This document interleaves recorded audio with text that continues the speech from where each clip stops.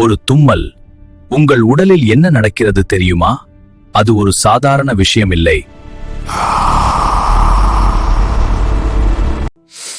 அல்ஹம்துலில்லாஹ்.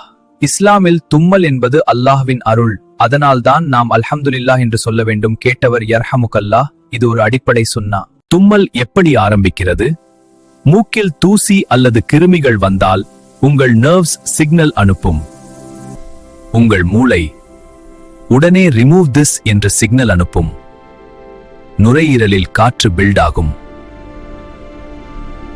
பின்னர் ஒரு சக்தி வாய்ந்த வெடிப்பு போல 160 கிலோமீட்டர் வேகத்தில் காற்று வெளியேறும்.